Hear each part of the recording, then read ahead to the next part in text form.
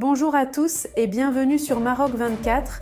Assurez-vous de vous inscrire et d'activer les notifications pour rester informé de toutes nos nouvelles vidéos. Ce 6 mai 2024, l'attention se porte sur l'échec récent de Pretoria, qui le 25 avril dernier n'a pas réussi à faire inscrire le soutien au front séparatiste du Polisario à l'agenda des vice-ministres des Affaires étrangères des BRICS lors de leur rencontre axée sur les enjeux du Moyen-Orient et de l'Afrique du Nord. Ce revers cuisant survient alors que Pretoria annonce la préparation d'un forum diplomatique pro-Polisario dans les camps de Tindouf. Restez avec nous pour plus de détails dans cette revue de presse tirée des sites d'information Yabiladi et Express.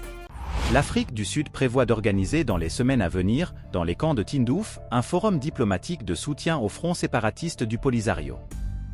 Une annonce faite par le chargé d'affaires de l'ambassade de Pretoria auprès de la pseudo-raste, Sello Patrick Rancumise.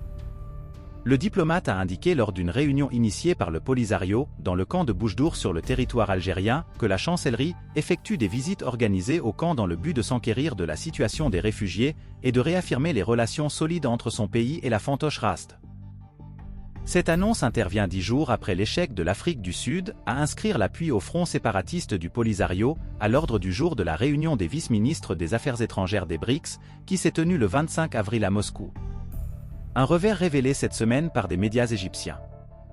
L'adhésion, depuis le 1er janvier 2024, des Émirats arabes unis, l'Arabie saoudite et l'Égypte au groupement a permis le rejet de la proposition sud-africaine.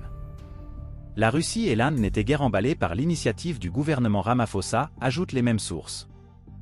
Le groupement des BRICS, réuni à Moscou, et que l'Algérie avait désespérément tenté de rejoindre, mais sans succès, lors de l'adhésion de nouveaux membres, n'a simplement pas donné de tribune à l'Afrique du Sud, dont le délégué était spécialement chargé de faire la promotion du séparatisme au Maroc et celle du Polisario.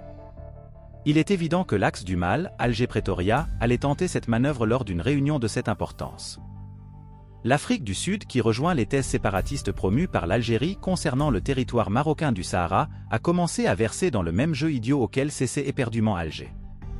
Inclure le sujet du Sahara avec en filigrane le supposé droit à l'autodétermination des peuples et la fausse République arabe sahraoui, dont la capitale est Tindouf en Algérie, dans n'importe quel conclave régional ou international, est désormais une pratique habituelle. Mais cette fois-ci, l'opposition est venue directement de la Russie qui a pris position sur ce sujet, bien que le pays penchait un temps pour la thèse algérienne. Néanmoins, depuis la guerre en Ukraine, les deux États ont connu des tensions palpables qui se sentent encore aujourd'hui.